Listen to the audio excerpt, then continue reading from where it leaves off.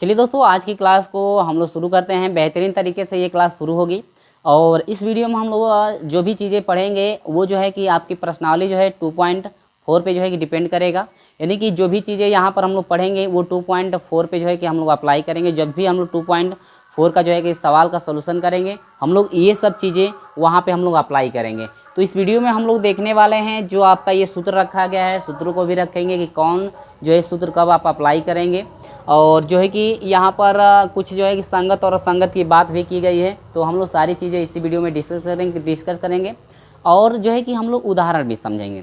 उदाहरण भी हम लोग इसलिए समझेंगे ताकि मैं आपको पता ही है कि जो भी प्रश्नावली मैं शुरू करता हूँ पहले आपको बेसिक कंसेप्ट बता देता हूँ, उदाहरण भी आपको समझा देता हूँ ताकि प्रश्नावली में आपको कोई डाउट ना रह जाए, ठीक ना।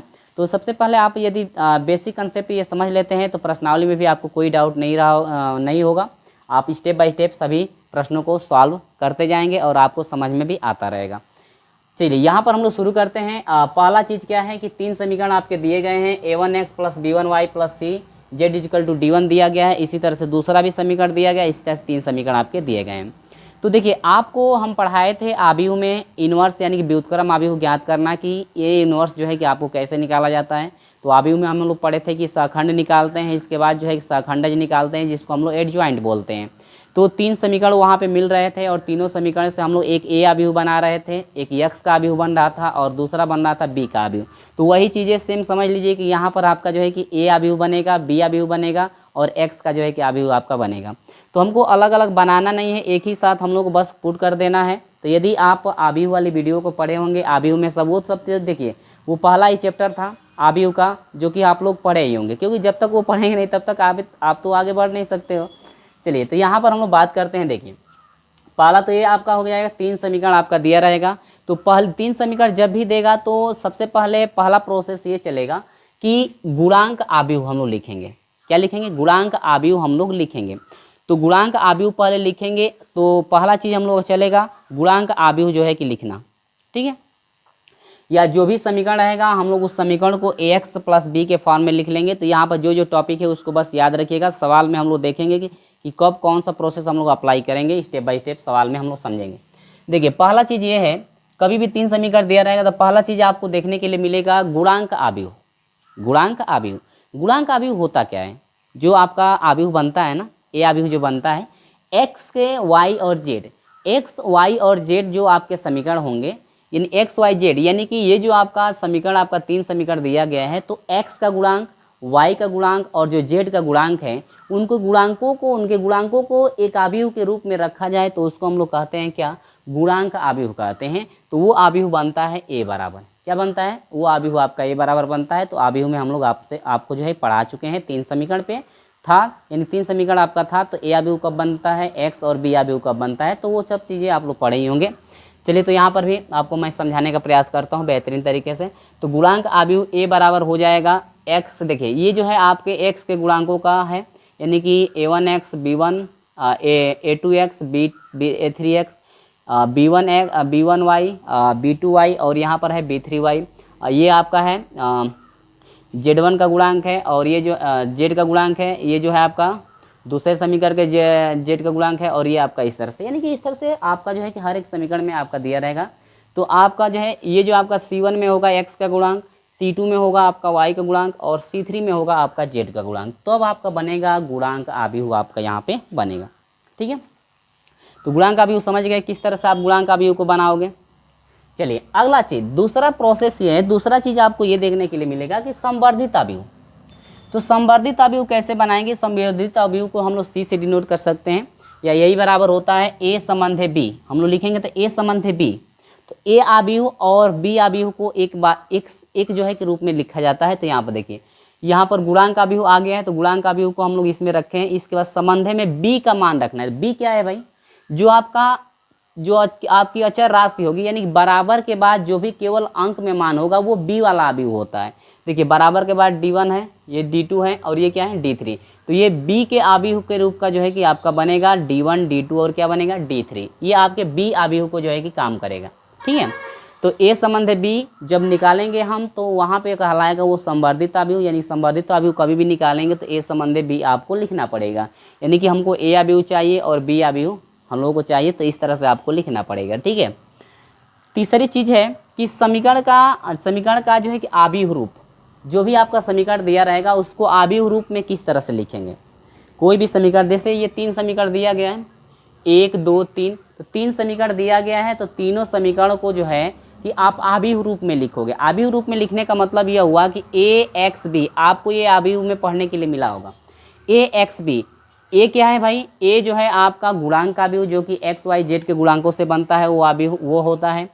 यक्स वाला जो मान है एक्स वाई जेड, यानी एक्स आव्यूह में जो है कि एक्स वाई जेड आते हैं केवल, तो एक्स वाई जेड यहाँ पर रखा ही गया है। बराबर बी में वही आएगा जो आपके अचर राशियाँ होंगी वो बी में आएगी। चर राशियाँ का नहीं, बी जिसके साथ चर राशियाँ न लगी हो, केवल आपका अंक हो, वो आपका बी में आता है। तो यहाँ पर बी आपका हो जाएगा D1 D2 और यहाँ पर D3, देख सकते हैं बी को यहाँ पर भी रखा गया है। ठीक है। तो समीकरण निकाय आव्यूह यदि लिखा जाए, यानी समीकरण निकाय का आव्यूह रूप यदि लिखा जाए तो AX = B होता है, जो कि ये आपका बना हुआ है, यानी कि ए आव्यूह को रखा गया है, एक्स वाले को रखा गया है और बराबर करके बी वाले को रखा गया है। 3 चीज़ आपको समझ में आ गई। यहाँ पर भी नीचे रखा गया है कि कौन क्या है। यहाँ पर देखिए ए को कहते हैं हम लोग गुणांक आव्यूह कहते हैं, जो कि ऊपर अभी पढ़े हैं। इसके बाद गुणांक आव्यूह ये है, तो यहाँ पर हम लोग का लिखा ही गया है। इसके बाद आव्यूह जो है एक्स आव्यूह आपका बन सकते हैं, एक्स वाई जेड, देख सकते हैं यहाँ पर लिखे भी हैं, अब पहले हम बताए हैं।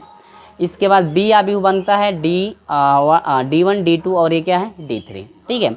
अगर अभी भी आपको कन्फ्यूजन है ना, तो मैं एक समीकरण निकल के आपको समझा देता हूँ। जैसे देखिए, जैसे मान लीजिए यक्स, जैसे मैं समीकरण के रूप में आपको एक बार समझा देने का प्रयास करता हूँ, आपके नज़र में डाल देता हूँ ताकि आप याद रखेंगे। 2y + 3z = आपका, जैसे मान लीजिए 5 है, माइनस यक्स प्लस आपका है 3y माइनस आपका 7z = जैसे मान लीजिए आपका 0 हो, इस तरह से भी हो सकता है। इसके बाद जो है कि आपका हो सकता है -2x माइनस 5y + z = आपका हो सकता है 3। इस तरह से 3 समीकरण आपका प्रश्न में दे देगा ना। तो अब देखिए इसी में आपका दिया है, ये ए आव्यूह बना है, यक्स आव्यूह और बी आव्यूह इसी समीकरण से आपका बनता है। तो आपको अभी हम बताए हैं कि जो ए आव्यूह बनता है ना, ए आव्यूह बनता है यक्स के जो गुणांक होंगे, वाई के गुणांक होंगे और वो आपके जेड के गुणांक होंगे। तो देखिए C1 में वही रखेंगे जो यक्स का गुणांक होगा, तो यक्स का गुणांक यहाँ पर 1 है, यहाँ पर एक्स गुणांक -1 है, यहाँ पर एक्स गुणांक -2 है। तो एक नज़र मैं आपको यहाँ पे दिखा दे रहा हूँ ताकि प्रश्नों का सॉल्व करेंगे, प्रश्नों को तो आपको समझ में आ जाएगा हाँ कहाँ से निकाल रहे हैं। अब यहाँ पर C2 जब आपका बनेगा तो y के गुणांक होंगे C2 में, तो यहाँ पर हो जाएगा 2, यहाँ पर हो जाएगा 3 और यहाँ पर हो जाएगा 5। इसके बाद z का गुणांक जो होगा आपका यहाँ पर है 3, तो यहाँ पर हो जाएगा 3, यहाँ पर है -7, यहाँ पर आपका क्या है 7, सॉरी z का गुणांक कुछ भी नहीं है तो क्या हो जाएगा आपका 1। तो ये तो आपका बन गया किसका मान, आव्यूह ए बन गया। इसके बाद हमको चाहिए क्या, एक्स आव्यूह चाहिए। तो एक्स आव्यूह क्या होता है, जो एक्स वाई जेड है वो एक्स आव्यूह, तो एक्स वाई जेड तो ये आपका हमेशा फिक्स रहता है, एक्स वाई जेड हमेशा आपका ये रहेगा, कहीं बदलता नहीं है। तो एक्स में आपके एक्स वाई जेड आते हैं। इसके बाद हम लोग बी आव्यूह की बात करें तो यहीं पे मैं नोट कर देता हूँ। यहाँ पर बी आव्यूह की यदि मैं बात कर लूँ, शायद आपको नीचे दिख रहा है कि नहीं दिख रहा है, ये भी मैं देख लेता हूँ। चलिए यहाँ पर दिख तो रहा है, ठीक है, चलो भाई दिख रहा है, कोई बात नहीं है। तो बी की बात करें तो बी जो है आपका केवल जो अंक होगा ना, बराबर के बाद अंक हो सकता है, या ये इधर भी हो सकते हैं, -5 = 0 भी करके हो सकता है ये अंक। तो ये आपका हो जाएगा 5, इसके बाद 0, इसके बाद क्या हो जाएगा 3, यानी कि बराबर के बाद जो आपकी अचर राशियाँ होंगी वो जो है आपका बी आव्यूह बनाएगा। तो अब तो आपको समझ में आ गया होगा कि ए आव्यूह कैसे बनेगा, एक्स आव्यूह कैसे बनेगा और बी आव्यूह आपका कैसे बनेगा। अब तो आपको डाउट नहीं हो रहा होगा, ठीक है। चलिए, तो यहाँ पर आपको समझ में आ गया है किस तरह से आपको करना है। तो इस तरह से हम लोग ए बी और एक्स आव्यूह हम लोग बना लेते हैं जब 3 समीकरण दिया रहता है तब, ठीक ना। चलिए, तो ये आपको डाउट हम क्लियर कर दिए हैं कि डाउट आपका क्या हो रहा है, तो डाउट हम आपको क्लियर कर ही दिए हैं। चलिए आते हैं यहाँ पर। तो इतना काम करने के बाद, तो इतना काम जब कर लेंगे तो हम लोग आएंगे, दूसरा प्रोसेस ये चलेगा कि समीकरणों का संगतता। संगतता का मतलब यह हुआ कि समीकरण जो आपका दिया गया है क्या वो संगत है या असंगत है, संगत है या असंगत। संगतता में आपका आएगा एक संगत हो सकता है, दूसरा असंगत आपका हो सकता है। दो ही चीज़ें, संगत और क्या असंगत, दो ही चीज़ें आपकी होती हैं।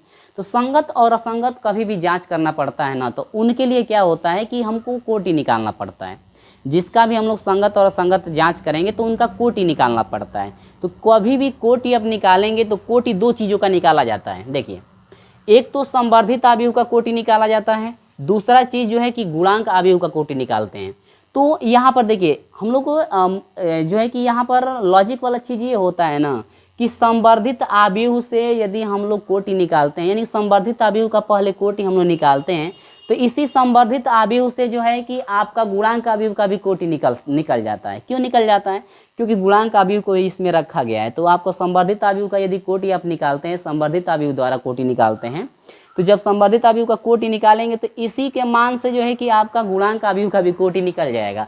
तो हमेशा संवर्धित अवयव का पहले हम लोग कोटि निकालेंगे ताकि गुणांक अवयव का कोटि हम लोग को निकालना न पड़े, क्योंकि वो यही चीज़ यहाँ पर रखी गई है। तो इसी अवयव को हम लोग बदलेंगे, उस त्रिभुजीय अवयव में बदलेंगे जब, तो आपका निकलेगा क्या? संवर्धित अवयव का कोटि आपकी निकल जाएगी। ठीक ना? तो सब कुछ हम लोग प्रश्न में पढ़ेंगे, बहुत ही मजेदार प्रश्न होने वाला है, आपको स्टेप बाय स्टेप सारी चीज़ें समझ में आ जाएगी। ठीक है, चलिए तो यहाँ पर सारी चीज़ें मैं यहीं पे आपको रख दिया हूँ। चलिए फिर मैं इसको समझाता हूँ। कह रहे यदि n अज्ञात राशियाँ वाले समीकरण निकाय ax इजिकल टू b में है, यानी कोई भी आपका 3 समीकरण रहेगा तो पहले उस समीकरण को ax इजिकल टू b के फॉर्म में हम लोग लिखेंगे, ये चीज़ याद रखिए। इसके बाद कह रहा है कि ये आपका क्या है? कोटि a, यानी कि कोटि, ये आपको कोटि को डिनोट, रो a आपको कोटि डिनोट करता है ना, कोटि, यानी कि रो a इजिकल टू रो आपका a संबंध है b, यानी कि a अवयव का कोटि, यानी कि गुणांक अवयव का कोटि और संवर्धित अवयव की कोटि यदि उस समय बराबर यदि कोटि दोनों की आ जाती है तो आप कहेंगे समीकरण संगत होगा। समीकरण क्या होगा? संगत होगा। और इनका जो है कि अद्वितीय हल होगा। तो उस कंडीशन में समीकरण का क्या होगा? अद्वितीय हल आपका होगा, अद्वितीय हल आपका होगा। ठीक है। तीसरी चीज,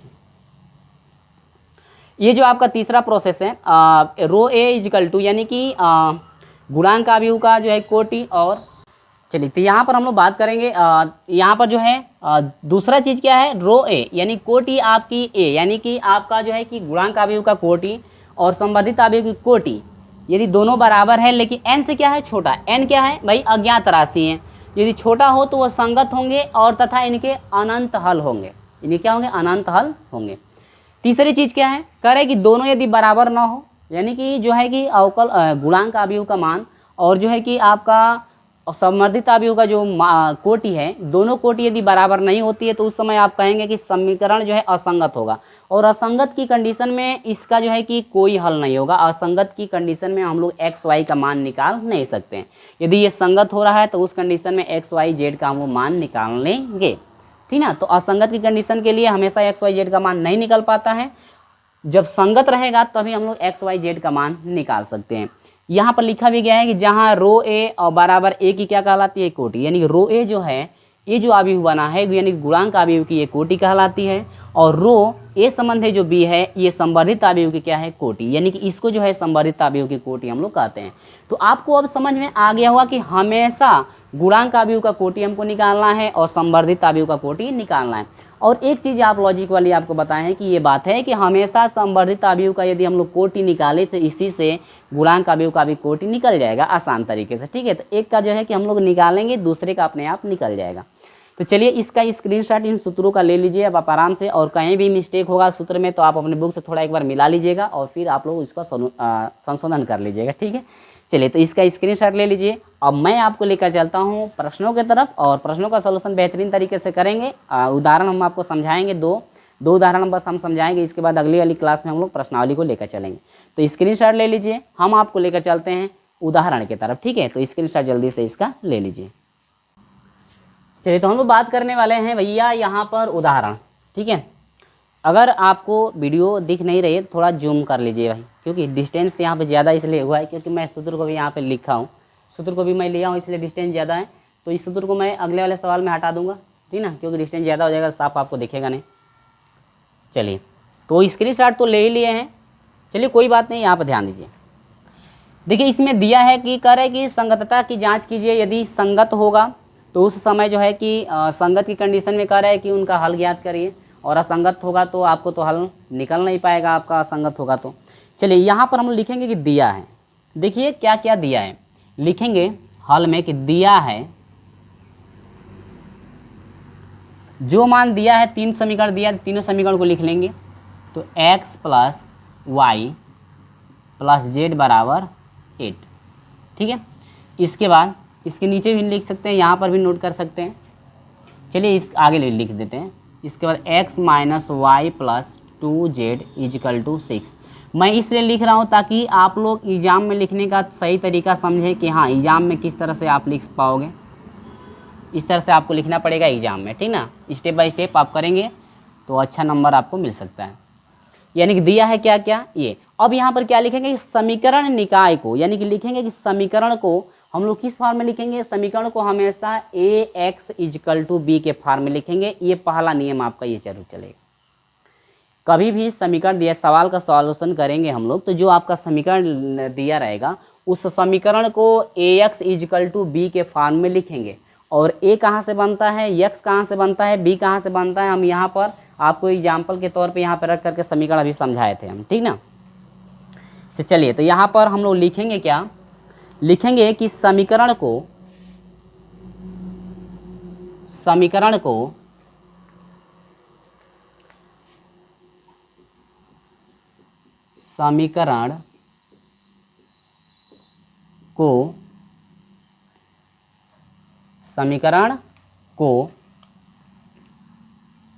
ax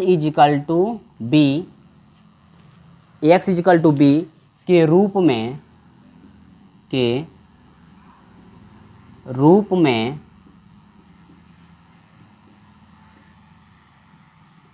लिखने पर, ठीक है। समीकरण को हम लोग ax इजिकल टू b के रूप में हम लोग लिखेंगे। तो चलिए हम लोग लिखते हैं फटाक से। यहाँ पर a का मान बनेगा, x का गुणांक 1 है, यहाँ पर x का गुणांक 1 है और उसमें x गुणांक क्या है 3, -3 तो नहीं है कहीं, नहीं -3 नहीं। इसके बाद y का गुणांक बनाएंगे तो 1, यहाँ पर है -1, इसके बाद उसमें है आपका क्या 5। इसके बाद z का गुणांक लेंगे 1, इसके बाद है 2, इसके बाद है -7। इसके बाद x का बनेगा, x में आपको पता है कि x y z का मान रहता है केवल बराबर। b में क्या बनता है, बराबर के बाद वाला जो अंक होता है वो b को डिनोट करता है, यानी कि 8 हो जाएगा, 6 हो जाएगा और ये हो जाएगा क्या 14। इतना लिख लिए कि नहीं, लिख लिए। तो देखिए कभी भी सवाल यदि आपका आता है तो पहला चीज़ जो आपका समीकरण दिया रहेगा तो इस तरह से उस समीकरण को हम लोग क्या कर लेना है, लिख लेना है। अब क्या करेंगे कि इस समीकरण, जो भी आपका समीकरण रहेगा उस समीकरण को हम लोग संवर्धित अवयव के रूप में लिखेंगे। किसके रूप में, संवर्धित अवयव के लिखेंगे। इसलिए अब यहाँ पर लिखेंगे कि संवर्धित अवयव, संवर्धित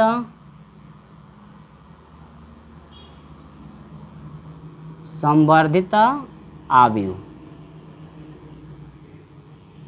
इसलिए हम लोग अब किस में लिखेंगे, संवर्धित अवयव में। और संवर्धित अवयव बराबर क्या होता है आपको पता ही है ना, कि संवर्धित अवयव जो होता है आपका a संबंधे क्या बनता है b। अब ये क्या बनेगा, संवर्धित अवयव आपका होता है a संबंधे b। तो a संबंधे b बराबर क्या बन जाएगा संवर्धित अवयव में, हम लोग नोट करेंगे यहाँ पे। तो यहाँ पर आपका बन जाएगा कि a वाले अवयव को पहले लिखेंगे 1, इसके बाद हो जाएगा 3, इसके बाद 1 -1 और इसके बाद हो जाएगा 5। थोड़ा छोटा छोटा लिख रहे हैं, कोई बात नहीं है, आप समझते चलिएगा।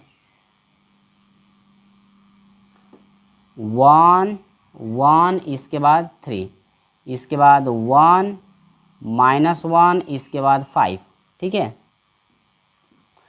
इसके बाद 1 2 इसके बाद हो जाएगा -7, ठीक ना। इसके बाद संबंध है तो यहाँ पर लगा देंगे आप संबंध है, तो मैं थोड़ा डिजाइन में कर देता हूँ संबंध है, ठीक ना। चलिए बी वाले को लिखेंगे तो बी वाला है 8 6 और क्या है 14। ये संवर्धित अवयव के रूप में हम लोग लिख लिए। अब इस संवर्धित अवयव की हम लोग निकालेंगे कोटि। क्या निकालेंगे, कोटि।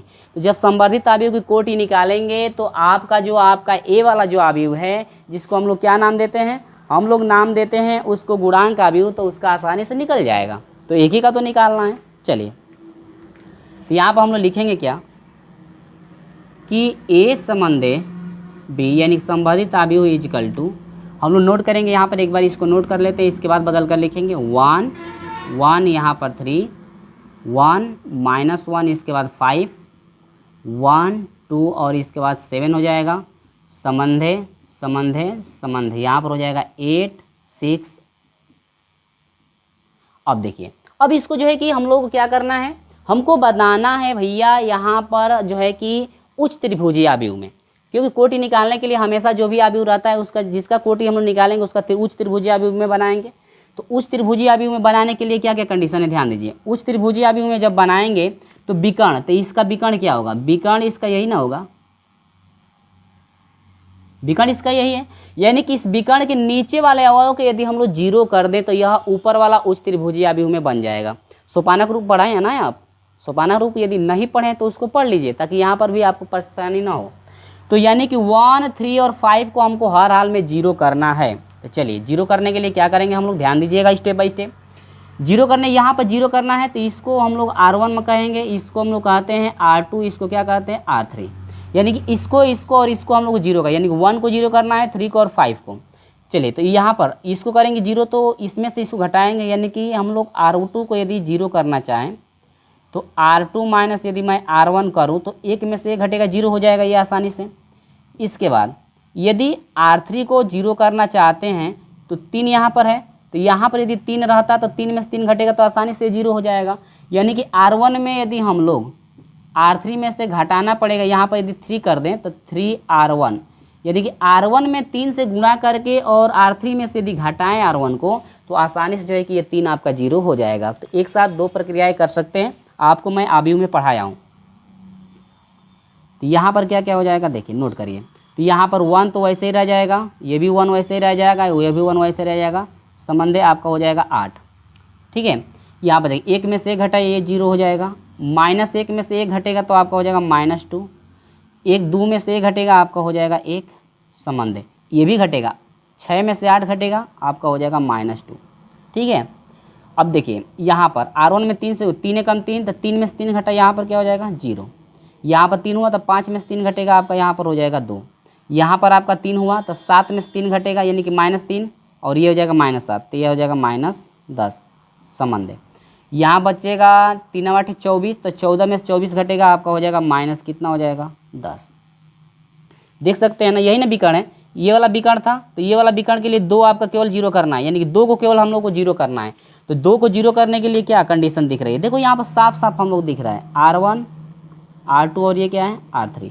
इसको जीरो करने के लिए यदि R2 में यानी कि R3 में इस R2 को जोड़ते हुए आसानी से ये जीरो हो जाएगा कि नहीं हो जाएगा।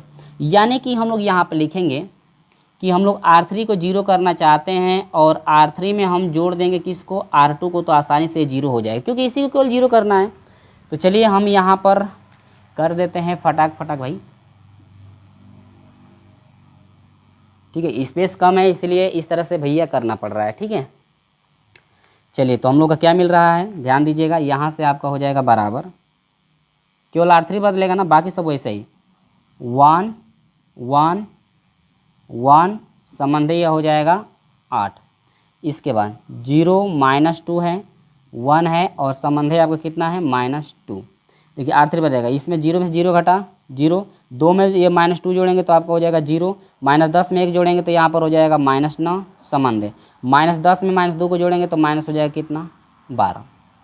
देखिए ये जो है आपका उच्च त्रिभुजीय आव्यूह में बन गया कि नहीं बन गया, बन गया। यहाँ पर लिखेंगे क्या, लिखेंगे कि A संबंध है जो B का मान निकल कर आया कोटि की कंडीशन के लिए, आपका क्या क्या बना है, 1 बना है, 0 बना है, 0 बना है, 1 बना है, -2 बना है और 0 बना है, 1 बना है, 1 बना है, -9 बना है, संबंध है 8 बना है, -2 बना है और माइनस क्या बना है 12। ठीक है, इतना आ गया। तो जब हम लोग वहाँ उस त्रिभुजीय आव्यूह में हम लोग इसको बदल दिए तो अब हम लोग कोटि निकाल सकते हैं। हम लोग क्या कर सकते हैं, कोटि यहाँ पर निकाल सकते हैं। तो अब देखिए जो प्रोसेस इसमें चल रहा है, अगला भी एग्जाम्पल जो बताएंगे उसी तरह से हम लोग को सॉल्व करना है। ठीक है, यहाँ पर लिखेंगे अतः कोटि। लिखने का तरीका क्या होता है आपको पता है ना, तो मैं कैसे लिखूँ भाई, इसको मैं थोड़ा ऐसे बढ़ा लेता हूँ, ठीक ना। तो यहाँ पर मैं लिख देता हूँ, आप लोग थोड़ा अच्छे से लिख लीजिएगा। नीचे की तरफ लिखेंगे कि अतः कोटि, कहाँ से लिखना शुरू करूँ समझ में नहीं आ रहा है, स्पेस तो एक तो कम है। चलिए लिखिए, अतः कोटि रो ए संबंध बी की जो कोटि निकल रही है, यही बात देखिए, कोटि जो होती है अशून्य पंक्तियों की संख्या के बराबर होती है, बराबर अशून्य यहाँ पर लिख दे रहे हैं अशून्य पंक्तियों की संख्या, यहाँ पर लिख दे रहे हैं पंक्तियों की संख्या, यहाँ पर आगे तरफ यहाँ से देख लीजिएगा, इस तरह से लिखिएगा कोटि, अतः कोटि रो ए संबंध बी, यानी कोटि जो है आपका संवर्धित अवयव का इजकल टू आपका शून्य अवयव अशून्य पंक्तियों की संख्या जो होती है वो कोटि होती है। तो यहाँ पर हो जाएगा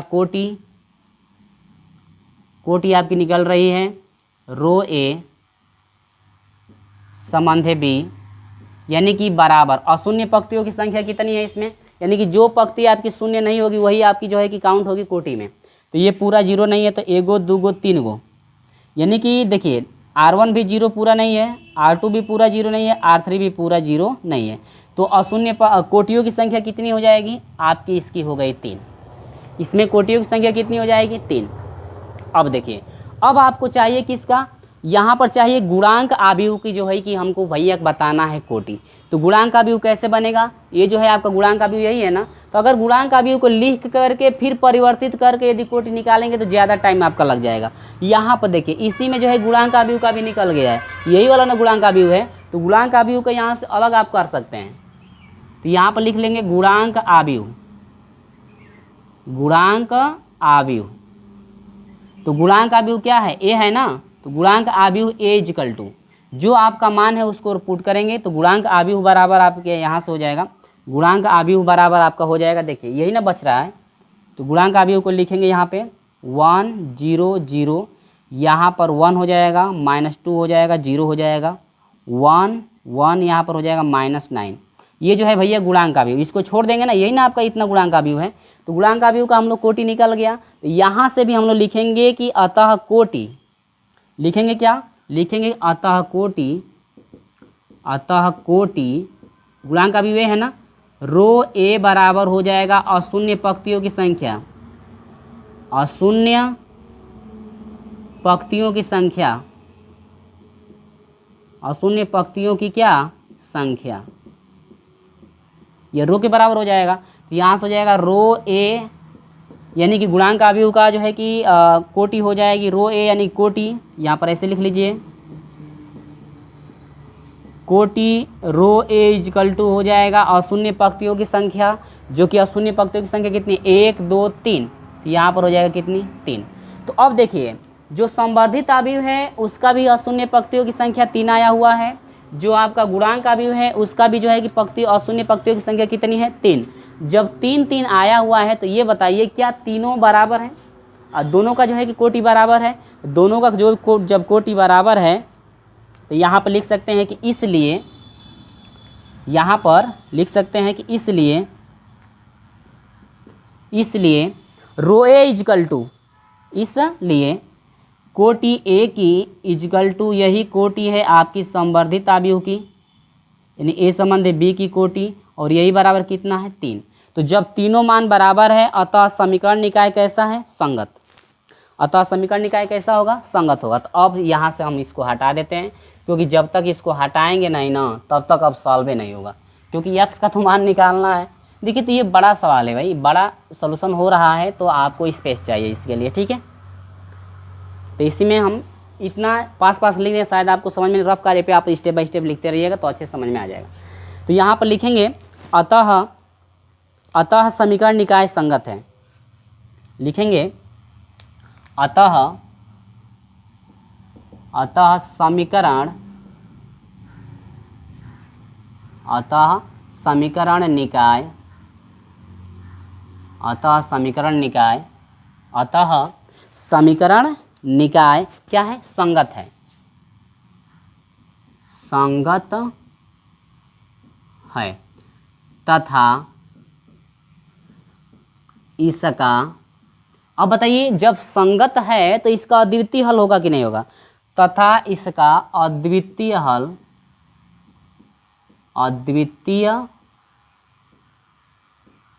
हल होगा तथा इसका अद्वितीय हल होगा। तो इस तरह से आपको करना है। अद्वितीय हल होगा तो अद्वितीय हल के लिए हम लोग निकालेंगे अब एक्स वाई जेड का मान। अब एक्स वाई जेड का मान हम लोग निकालेंगे। तो अब लिखेंगे कि चूंकि ए संबंधे बी को ए एक्स इजिकल टू बी के रूप में लिखने पर, ठीक है। अब जो आपका ए संबंधी बी निकला हुआ है, टोटल कहाँ से लेंगे आप? अब देखिए ए संबंधी बी कहाँ से लेंगे? संवर्धित अवयव। यहाँ से आपको नहीं उठाना है, यहाँ से आपको नहीं उठाना है, यही दिमाग में आपको रखना है। यहाँ से अब नहीं उठाना है। जो आपका सॉल्यूशन हुआ है कोटि के लिए, ये मान जो कोटि के लिए आया है, अब इसको लिखेंगे उसके फॉर्म में, ठीक ना। इसको लिखेंगे अब उसके फॉर्म में। तो अब हम लोग लिखेंगे और इसके बाद हम लोग क्या करेंगे भाई? समीकरण हम लोग बनाएंगे। तो अब यहाँ से हो जाएगा अब हम लोग का क्या क्या बन जाएगा भाई? लिखिए। तो अब ए क्या बन जाएगा? ए में कौन कौन आ जाएंगे? 1 0 0 हो जाएगा, 1 -2 और यहाँ पर हो जाएगा 0, यहाँ पर हो जाएगा 1 1 और ये हो जाएगा आपका -9, ठीक है। इसके बाद यक्स तो आपको पता है कि यक्स वाई बनता है जेड। इसके बाद बराबर बी वाला मान कौन कौन है? 8 है, -2 है और माइनस कितना है? 12। समझ में आया कि नहीं बना है? जब इस तरह से हो गया तो अब हम लोग बनाएंगे समीकरण। अब ऐसा समझ लीजिए ना कि संबंधित आदमी को रिटर्निंग लेकर के समीकरण बनाया जा रहा है। रिटर्निंग लेकर क्या बनाया जा रहा है? समीकरण। तो भैया इसमें इस सवाल में जो है आपका समीकरण अब बनाया जाएगा। देखिए चलिए बनाइए, अब समीकरण बनाएंगे। तो समीकरण क्या क्या बन जाएगा? देखिए x plus y plus z equal to कितना हो जाएगा? 8, क्योंकि एक्स वाई जेड को फॉर्म करता है। x का मान 0 है तो x को लिखने की आवश्यकता नहीं। y यानी कि -2 y, जेड है तो यानी कि प्लस आपका हो जाएगा जेड इजिकल टू कितना हो जाएगा? -2। Equation number first. Equation number क्या हो जाएगा? सेकेंड। अब ये 0 0 है तो केवल जेड वालों के लिखने की आवश्यकता है। तो -9 जेड इजिकल टू हो जाएगा -12। समीकरण नंबर कितना बन जाएगा? 3। अब क्या करोगे? समीकरण 3 से जो है जेड का पहले मान निकाल लो। अब यहाँ से मान निकालना शुरू करेंगे हम लोग। समीकरण जैसे हम लोग हल करते हैं उस तरह से। समीकरण 3 से, समीकरण 3 से लेंगे तो समीकरण 3 से क्या होगा? -9 जेड इजिकल टू है -12, माइनस से माइनस कटा तो यानी कि जेड इजिकल टू हो जाएगा 12/9। तो यहाँ पर हो जाएगा, देखिए 3 तिली के 9, 3 चौके 12। तो यहाँ से जेड इजिकल टू हो जाएगा 4/में कितना? 3।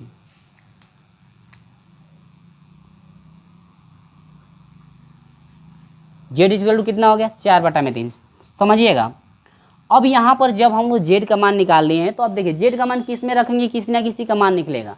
तो यही जेड का मान यदि समीकरण नंबर 3 में रखते हैं, 2 में रखते हैं तो वाई का मान निकल जाएगा। तो अब लिखेंगे क्या? समीकरण 2 में जेड बराबर 4/3 रखने पर। देखिए मैं बोल बोल कर भी लिखता हूँ ताकि आपको यदि समझ में नहीं आता है ना तो आप बोल रहे हैं तो इस तरह से आप नोट करके लिख सकते हैं। तो यहाँ पर हो जाएगा -2 वाई है प्लस जेड का मान कितना है? 4/3 इजिकल टू माइनस क्या है? 2। जब इसको हल करेंगे तो y का मान टोटल हल कर लीजिएगा। हल करने का तो तरीका आता होगा। तो y का मान आ जाएगा 5/में कितना? आपका आ जाएगा 3। y का मान आ गया 5/में कितना? 3। अब यही z और y का मान जो है समीकरण नंबर 1 में रखेंगे तो किसका निकलेगा? x का मान निकलेगा। तो उसको भी आप लोग निकाल सकते हैं। लिखेंगे क्योंकि भाई स्पेस नहीं है तो हमको तो ये करना ही पड़ेगा। लिखेंगे कि समीकरण 1 में y बराबर 5/3 जेड बराबर 4/3 रखने पर। तो जब इसमें रखेंगे तो यही है ना, तो रखेंगे तो आपका हो जाएगा यक्स प्लस वाई का मान कितना है? 5/3 प्लस जेड का मान कितना है? 4/3 बराबर कितना है? 8। और जब इसको पूरा सॉल्व करेंगे तो यक्स का मान टोटल आपका निकल करके आ जाएगा कितना? 5 आ जाएगा। कितना आ जाएगा? 5। देख सकते हैं इसी तरह से 5 4 9 9/3, 3 से 9 कटाएंगे तो 3 हो जाएगा। 3 को उधर करेंगे तो 8 में से 3 घटेगा आपका 5 ही ना होगा। तो ये आपका x का मान, y का मान और z का मान निकल करके आ गया है। तो अभीष्ट हल क्या हो जाएगा, यहाँ पर आप नोट कर सकते हैं कि अभीष्ट हल, इसलिए या चूँकि इसलिए जो है कि अभीष्ट हल, इसलिए अभीष्ट हल, देखिए मैं बहुत छोटा छोटा लिख रहा हूँ भाई, अभीष्ट हल, अभीष्ट हल क्या हो जाएगा, x बराबर 5, y बराबर 5/3 और z बराबर आपका हो जाएगा 4/3। ये जो है आपका फाइनल आंसर यहाँ पे निकल करके आ गया है। तो इतना चीज़ देखिए, यदि 2 पॉइंट जो है कि आपका जब 4 चलेगा, 2.4 चलेगा, तो इतना चीज़ आपको हर एक सवाल में भैया इस तरह से करनी है, हर एक सवाल में इस तरह से आपको करनी है, स्टेप बाय स्टेप इतना चीज़ आपको करना ही करना है। यदि आपका असंगत आ जाता है तब तो असंगत की कंडीशन के लिए यहाँ तक आप आसानी से कर लोगे, ये थोड़ा छोटा हो जाएगा, और संगत यदि आता है तो ये चीज़ आपका तो केवल बढ़ जाएगी, इतनी छोटी चीज़। तो इसका स्क्रीनशॉट ले लीजिए, हम आगे आपको लेकर चलते हैं। भैया एक और सवाल आपको मैं समझा देता हूँ, या इसमें तो ज़्यादा टाइम आपका लगे गया है, तो मैं रहने दूँ क्या? चलिए तो अब देखिए इसी में आपको समझा देते हैं, इसी पे आप जरा समझ लीजिए। देखिए अगर आपको समीकरण दिया गया है तो समीकरण देते देते हल करेंगे, ये सब चीज़ें हल करेंगे।